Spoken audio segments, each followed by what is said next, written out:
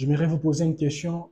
Et si vous suivez cette vidéo avec votre mari, votre femme, je ne sais pas, votre fiancé, votre, je ne sais pas, veuillez poser également la question à cet homme et à cette femme.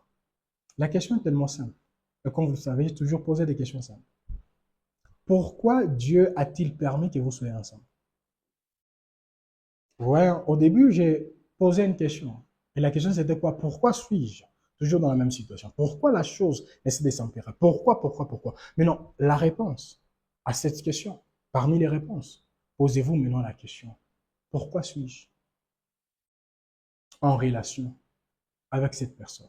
Seigneur, pourquoi? Parce qu'il y a même d'autres personnes qui disent, moi, je n'ai pas besoin de poser la question. Moi, Dieu m'a déjà répondu. Moi, je me rappelle une fois quand j'ai prié, Dieu m'a donné un songe et c'était clair. Dieu m'a dit que c'était l'homme de ma destinée. C'était la femme de ma destinée. C'est bon.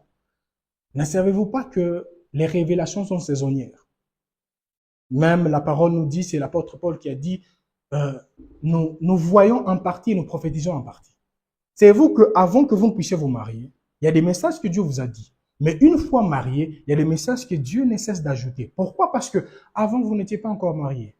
Il y a même, vous n'aviez pas d'enfant, vous n'aviez pas autre chose. Il y a d'autres choses que Dieu ne voulait pas vous révéler avant que vous ne soyez marié. Et c'est la même chose que j'aimerais dire.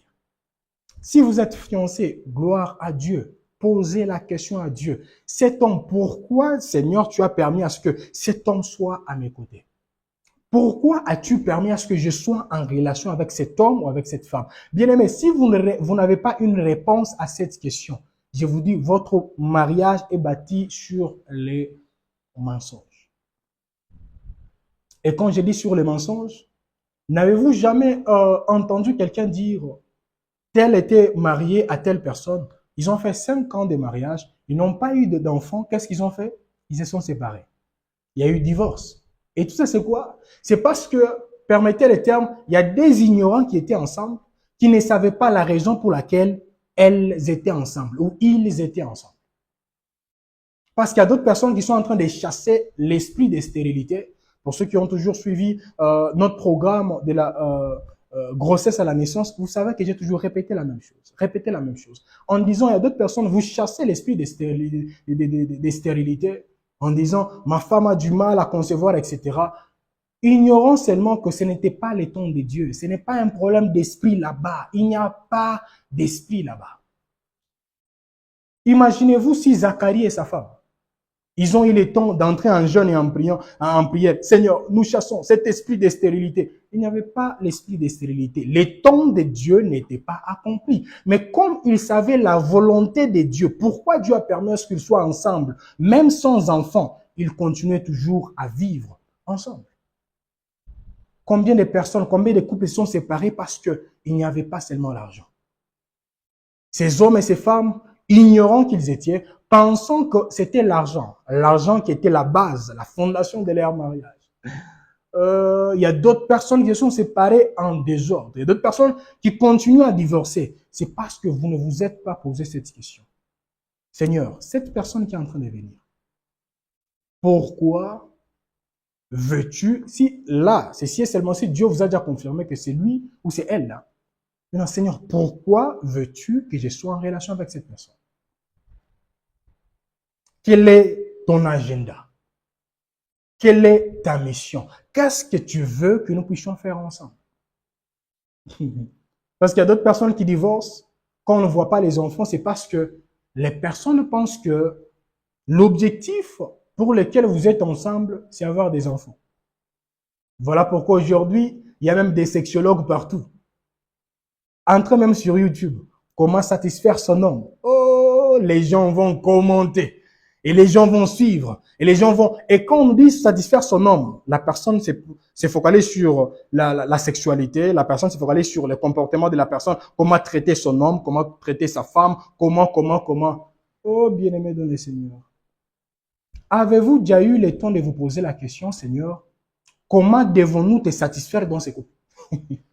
Mais vous là, vous étudiez une femme, vous étudiez un homme, comment satisfaire?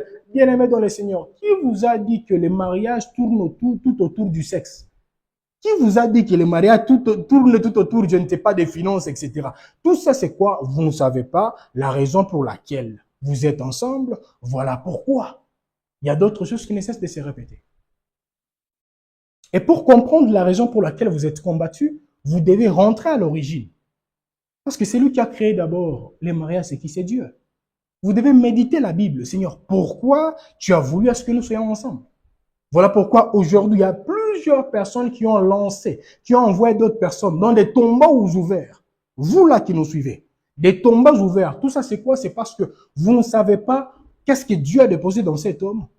Et c'est vous là qui êtes là en disant, non, non, non, non, non, non, non. Toi là, tu es déjà âgé, tu dois maintenant te marier. Et surtout en Afrique, quand quelqu'un est déjà stable financièrement, quand quelqu'un est déjà âgé, pas mature, la personne est âgée, directement on dit, non, tu dois te marier. Mais non, selon vous, les critères qui qualifient quelqu'un de chercher une femme, c'est seulement les deux choses, l'âge et l'argent. Vous voyez? Et tout ça, c'est quoi? Plusieurs mariages sont bâtis sur les mensonges. Les mensonges.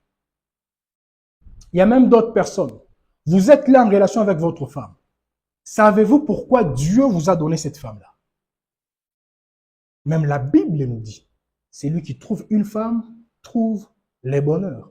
Maintenant, pour sucer ces bonheurs-là, vous devez savoir ce que Dieu a déposé dans la femme que Dieu vous a donnée. Et pour trouver vice-versa, les bonheurs qui sont ou qui se retrouvent dans la vie de votre mari, bien aimé dans le Seigneur, vous devez savoir qu'est-ce que Dieu a déposé en lui. Mais si vous n'avez pas de réponse par rapport à cela, malheureusement, vous continuerez toujours à répéter les mêmes choses. Oh, le diable est là. Oh, les sorciers. Oh, les ceci et cela. Bien aimé, quand c'est que l'homme de Dieu, Miles Monroe, il est déjà mort, il avait dit une chose qui m'avait tellement plu. Il avait dit ceci. Il avait dit, là où l'objectif de la chose n'est pas connu, l'abus est inévitable. Je répète encore, il avait dit, là où l'objectif de la chose n'est pas connu, je suis en train d'échanger d'anglais en français, l'abus est inévitable. Il y a d'autres personnes, vous pensez que Dieu vous a donné votre femme, c'est pour qu'elle soit seulement à la maison pour préparer le foufou, faire ceci et cela, et je ne sais pas. Vous comprenez au moins ça? Votre mariage est bâti sur les mensonges. Voilà pourquoi d'autres personnes disent, c'est moi qui suis parti chez vous. Je t'ai épousé. Tu m'as épousé, mais tu ne m'as pas acheté. Et tout ça, c'est quoi? Le mariage est bâti sur les mensonges. Et quand nous parlons des mensonges, ça peut être vos pensées. Ça peut être la pensée de la génération. Ça peut être. Voilà pourquoi il est tellement important de chercher l'objectif pour lequel vous êtes ensemble auprès de Dieu. Comme je l'ai toujours dit, ceux qui passent plus de temps avec le Créateur, ils ont les secrets de la création.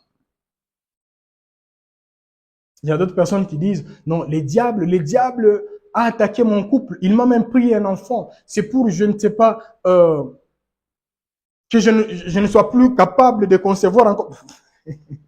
Non, non, non. Bien-aimés dans le Seigneur, vous devez savoir pourquoi Dieu vous a donné cet enfant.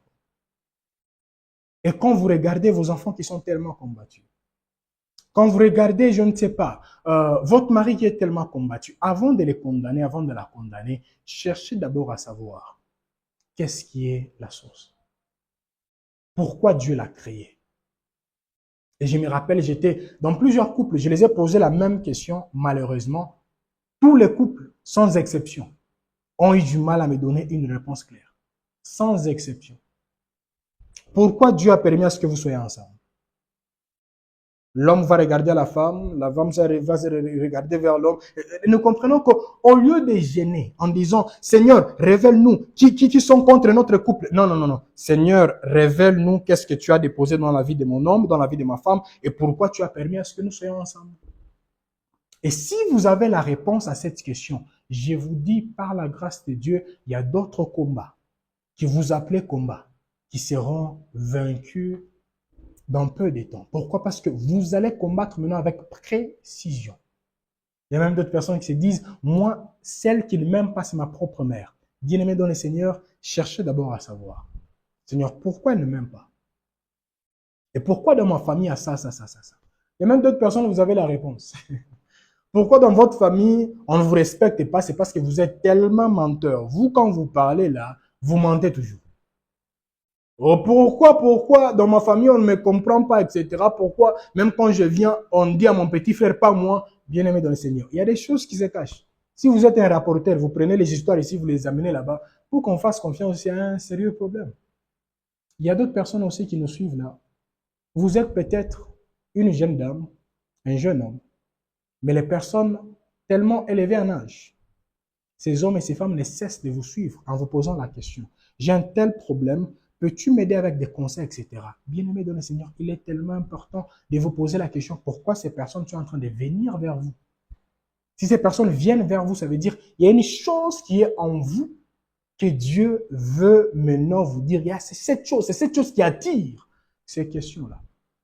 Il y a d'autres personnes, vous êtes là, et vous voyez votre enfant, dès le bas âge, l'enfant en train de mixer les audios, et vous dites, ah vraiment, mon enfant sera un DJ.